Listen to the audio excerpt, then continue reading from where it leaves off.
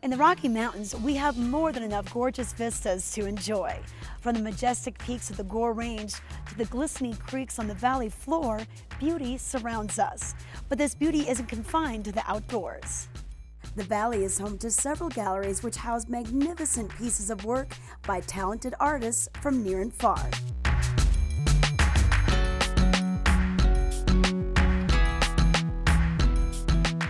Hi, I'm Tricia Swenson. In the next half hour, we'll introduce you to the places and the people who will expand your horizons beyond our scenic vistas. Let's go on a gallery stroll.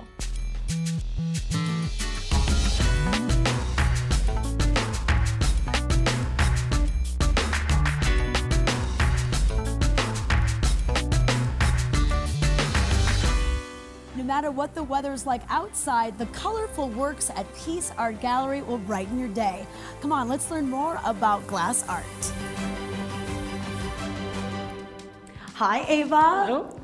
Welcome. Good to see you. Very nice to see you. Ava was the director of the Pismo Fine Art Glass Gallery for many years, 13 years. Exactly. But now Peace Art Gallery is your own. This is in your blood, glass art. That exactly is right.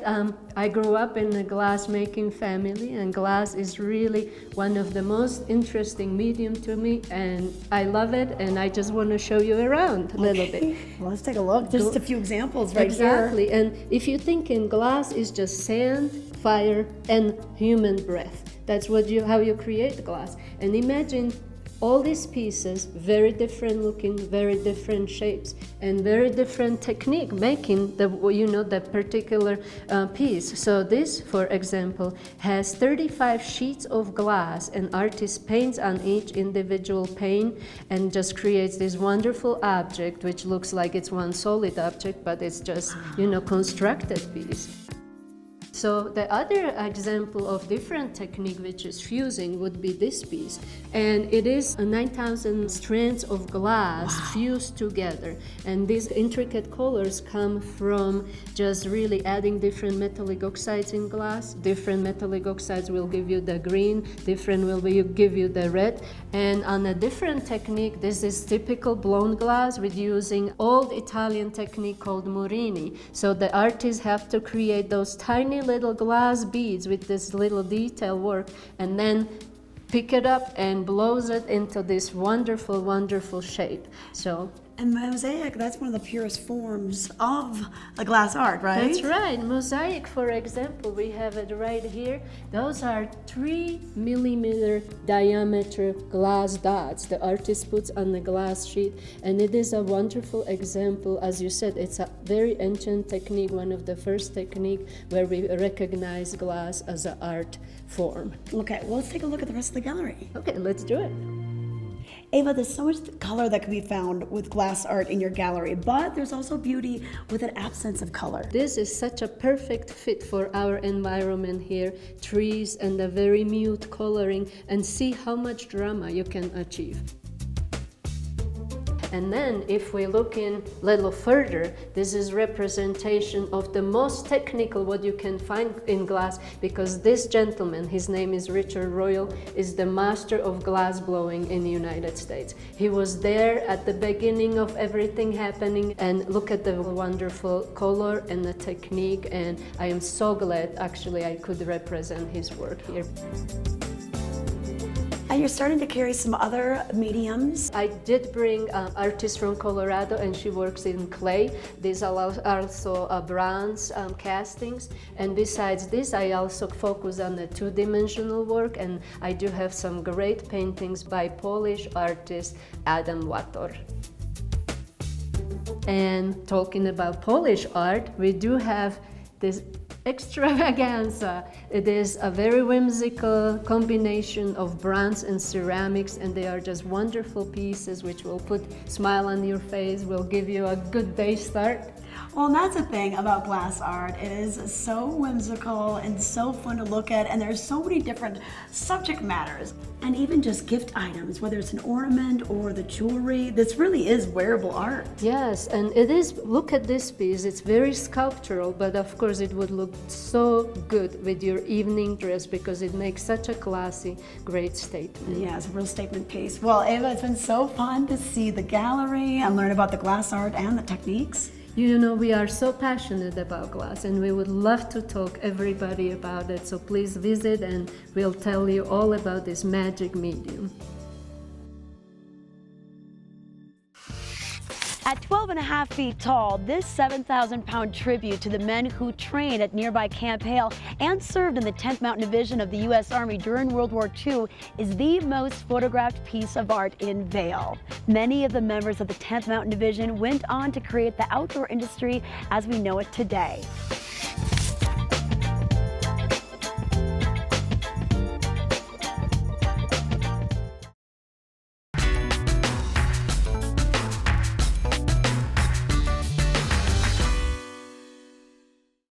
Art is emotional and personal. Art elicits a response and starts a dialogue and can oftentimes spark friendships. For the past 30 years, the Vickers family has created long-lasting relationships with their clientele and the artists they represent. Let's meet John Vickers at Vail Village Arts.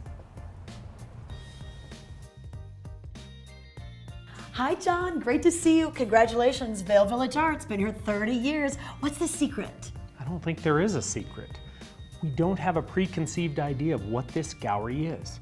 It's great artwork, wonderful artists. It makes for a fun gallery experience. And through all these years, you've been able to get to know the artists very well. One artist we're going to introduce the viewers to today is Kevin Box. Kevin has pioneered the process of casting paper into bronze, aluminum, stainless steel. It started with origami cranes. It's moved to one of his most iconic pieces, the rock, paper, scissors. Yeah, people love that. And once I started to learn more about him, I was amazed at what he's able to do. Let's learn more about Kevin Box. What's exciting about origami is each piece begins with a single uncut square of paper. And to me, that's a great metaphor for life and in a moment or in a day or in a circumstances. What we do with that is really what defines us. And what we do with that blank sheet of paper every time I begin a new piece is really what defines the work, what defines the concept and the story. And ultimately, it's what defines me as I see every work of art as a self-portrait to some degree. That's amazing how Kevin sees a blank sheet of paper as a metaphor for life. What a conversation starter. Here we have Hero's Horse, which is a collaboration between Kevin and Dr. Robert Lang. Here we see the sculpture, behind it on the wall, the folds that it took to make it. Together as a set, they're wonderful. On their own, they're very beautiful as well. They are, and he takes the paper one step further, turning it into something that'll last forever, but it's not easy. Let's take a look at this process. Casting is a very simple 35-step, 12-week process on a good day, if everything goes right. And it's expensive, it's labor intensive, it's time consuming, but it does result in a product and a final result that really has a durability and a strength to it. By the time it's gone through that intense process of becoming bronze, it's gone through for many steps over many weeks, and many different hands have touched it and participated in its formation. Every single piece of mine has a story beneath the surface. There's creases, there's wrinkles that are metaphors for decision making or consciousness, and the wrinkles being more chaos and the unused potential ready to become something else. So I employ all these different ideas. I use origami as a symbolic aspect of my work, as it can really design and develop a sense of who we are on the outside, or a form or a shape or an animal that we recognize. But if you unfold any origami design, inside the paper has a memory for every crease, and to me that's inspiring, and it reminds me of the design that's beneath the surface of things.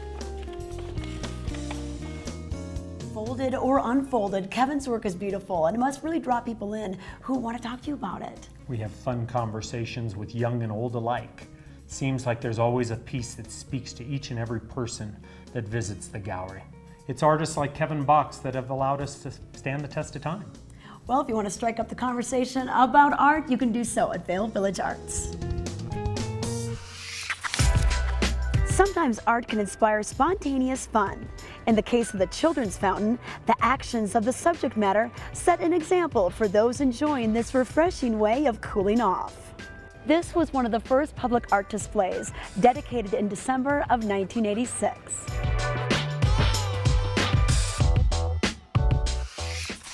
At Vail International Gallery, they love to introduce you to all kinds of art, from Russian Impressionists to emerging contemporary artists from Europe and America.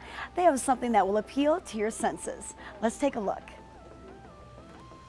Hi, Mark. Great to see you again. Good to see you too, Tricia. Well, it's wonderful to be back in the Vail International Gallery. It's been here since 2005, but Mark, you've been in the business long before that. Yes, we've been in the art business in Vail for close to 20 years now. And what's so wonderful is that you represent artists from around the world, and you also have clientele from around the world. These pieces have been shipped everywhere.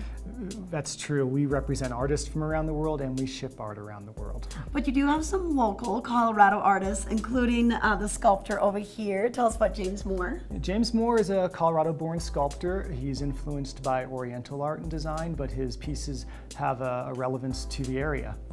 Oh yeah, Beautiful. neat motif here with some aspen leaves. Great little piece to put outside. It's the indoors Vail or lamp out. specifically, yes. And then tell us about this. This is a very eye-catching piece. This is Carlo Eduardo Trost. Carlo is from Italy.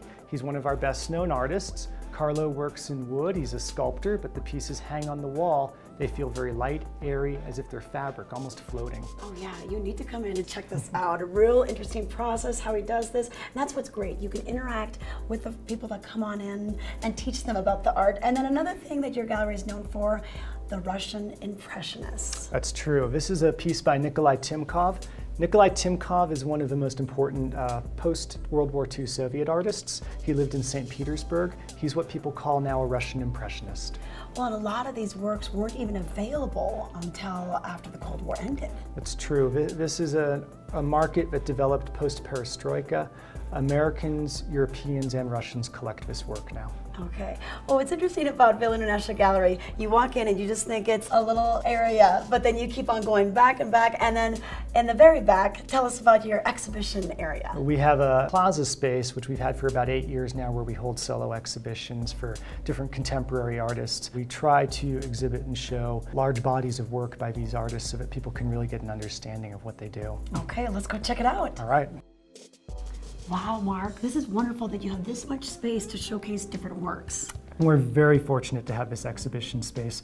It allows us to do solo exhibitions for artists and to really be creative with what we exhibit here at the gallery, which is a large part of what the gallery business is about. Oh yeah, and you never know what you're gonna find. We've got some beautiful art over here. Tell us about her. This is Catherine Pock. Catherine's an artist from Connecticut. She works in oil on aluminum panel, and her work is beautiful and translucent. She loves to paint water themes. And then you have more of the whimsical. I noticed this piece over here. What is that? This is an Italian artist, Carlo Marzettini. Carlo works in found object materials. So you have everything from a staple gun to pieces of toys, plastic, but it's a wolf head. Oh, that's so neat. And it's so fun to see what these objects were in a previous life. It's true. Now, speaking of found object material, this is what your next artist is all about. That's true. This is Bates Wilson. Bates Wilson is really a star for our gallery. I think a lot of people have seen and know his work from us. Basically, Bates works in all kinds of found object material as well. You've got highway road signs, valves, pieces of old machinery, usually to create something recognizable, such as these fish that you see here. Yeah. And it's showcased in a great space. Yeah. His work really works beautifully in large ceilinged contemporary settings. As you can see, we have large ceilings here and these just hang beautifully. Okay, and the large space over here really helps with these bigger paintings. Tell us about this artist. This is Juan Eduardo Gomez. Juan Eduardo is originally from Bogota, Colombia. We have him right here in Vail International Gallery. All right, that's what's so wonderful. All these different types of artists in one place at Vail International Gallery. Stop in and see anything from Russian Impressionism to international contemporary artists.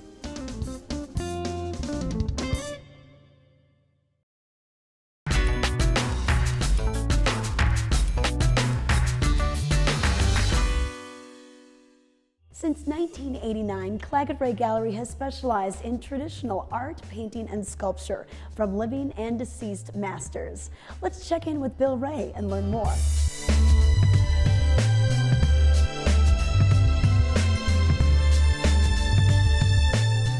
Hi, Bill. Good to see you. Good to see you. Thanks for letting us come in and get the tour. You bet. Happy to have you. And the stories behind the art as well. And the gallery itself has been around for over 25 years, but you've been in the Valley a little bit longer. 32 now in the Valley, and our focus is on traditional American art, and the artist in front of us is one of the greats. If you've been up to the Gondola 1 area, top of Bridge Street, you've seen her work. She did The Edge. That's right. Gail Falwell is a contemporary sculptor out of Boulder and is known for doing sporting scenes and life in general in monumental form as well. This is a maquette for the NFL draft.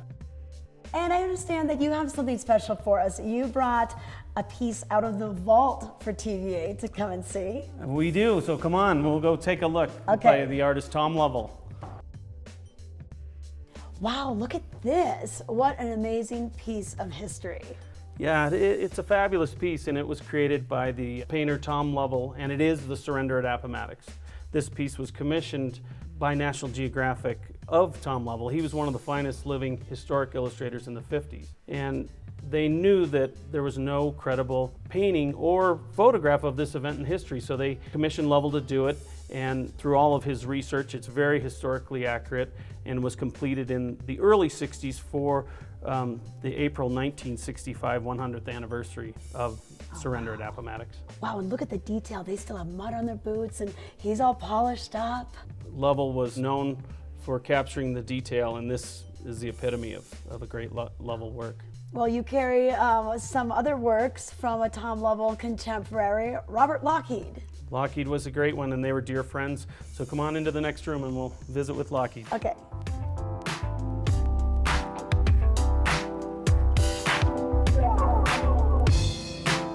This is just amazing how many of Robert Lockheed's works you have. Yeah, well, we own the Robert Lockheed estate, and we got involved with him because he was such a great influence on so many of the artists that we've represented over the last 30 years. And you have everything down to his paintbrushes and his eyeglasses, and his last painting he was doing of his dog for his wife. Yeah, he believed in drawing as the key to great artwork. He grew up in Canada with heavy horse teams, but always kind of followed the equine world throughout his career. And although he was a New York illustrator, he ended up later in life in Santa Fe, and horses were a major theme, from painting in France to ranches in New Mexico to Hawaii to St. Croix and the Hunter Jumpers, Fairfield Hounds, wonderful piece that he did. You mentioned that Bob was a mentor to so many, and you represent one of those artists, Wayne Wolf. Yeah, absolutely. Bob mentored Wayne Wolf. He lived on the estate for 3 years. He's absolutely the finest traditional painter of the Colorado landscape, and he captures a soulful element, much like Lockheed did. They're huge paintings typically, and they capture what Colorado is. All right, well, all these soulful elements. You can find out more and get the stories with Bill and his staff here at Claggett Ray Gallery in Vail Village.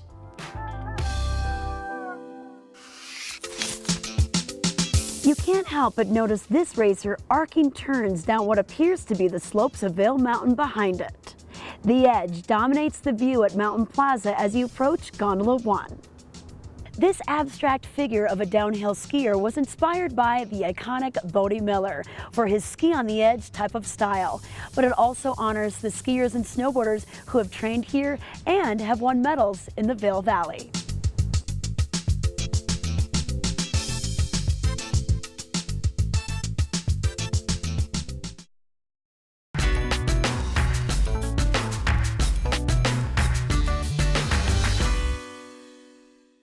How about some art-inspired fun? The Sunbird Park in Lionshead does just that and was recently recognized as one of the world's coolest playgrounds by travelandleisure.com. This is another example of a collaboration between the artist and the town of Vail and provides free family fun. Art isn't just something you hang on the wall, it can also be something that you wear. Let's check in with the jewelry artist at the Squash Blossom.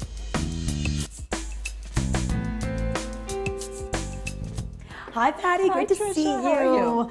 Well, congratulations. The Squash Blossom has been in Vail Village for over 40 years now. That's right. John and I opened the Squash Blossom in 1973. It was the same year we got married and graduated from college, so we had a lot going on. You definitely did. And then 6 years later, you opened up the Cogswell Gallery just down the street. Yes, our sister store. We were very proud of it. Well, in all these years that you've been open, you've been able to really get to know your clientele and also the artists that you represent. Yes, and we focus on that individuality, on the handmadeness, on the unique personalities of the pieces that they create. Yeah, and it's so fun to get to know the artists. And you know, I've known Gurhan for what, over 15 years now? Yes, a long time. And he's an icon in the jewelry world. He works with 24 karat gold. It requires ancient jewelry techniques to fashion the 24 karat. Okay, and it is beautiful. Well, we're gonna find out more about Gurhan right now. It starts with my overall adventure. When I decided to make jewelry, I did it for the sake of 24 karat gold. When I start investigating the ways to use that metal, I realized it's not being used today. So I took the challenge and tried to discover how did they do it in old times. I started playing with this gold and I didn't know anything about carats or purity or anything. I just enjoyed touching that piece. So I believe it was love at first sight. Totally self-taught. I started making similar tools that they used. Found out how to connect the metal. I felt like a reincarnated person. I started consciously looking for ancient lost arts, and that's what gives me the biggest pleasure, still bringing them back to life. Patty, I just love Gurhan's ancient techniques. Yes, and you can see the texture, the hand hammering. It's luminescent. The color of the gold is beautiful. And then when he juxtaposes it with gemstones, it's magical. Oh, it definitely is. So pretty. And then also we have Todd Reed. He is a Colorado artist. He is. Native Colorado, one of our favorite artists. He works with natural colored diamonds, all recycled material. Beautiful, beautiful textures on his metals. Yes. Well, let's learn more about Todd Reed in his studio. You know, I feel like we come under the umbrella of exquisiteness and experience. I try to always do everything as one of a kind, and I try to make it with a timeless flavor.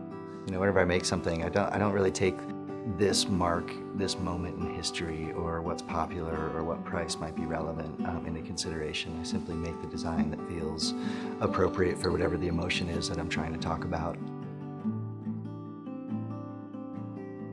The design is, for me, is a real sort of internal dialogue. I'm doing it constantly. I feel like my life is design. I'm constantly drawing in sketchbooks. And when it gets to actually building a design in my workshop, I sit with my shop masters and we sort of figure out the palettes, the sizes, I guess what I would call the tempo of it. And one of my jewelers would make each piece from start to finish all the way through. Patty, so great to learn about Todd Reed and Gurhan, just a few of the many artists that you carry. Yes, we do have some lovely artists here, and we would love to share their stories with you. So check it out at either Squash Blossom or Cogswell Gallery, located in the heart of Vail Village. As you can see, there's a wide variety of art for everyone to enjoy. So stop by the galleries we showed you today and let the art spark your imagination. Thanks for watching the Gallery Stroll. I'm Tricia Swenson.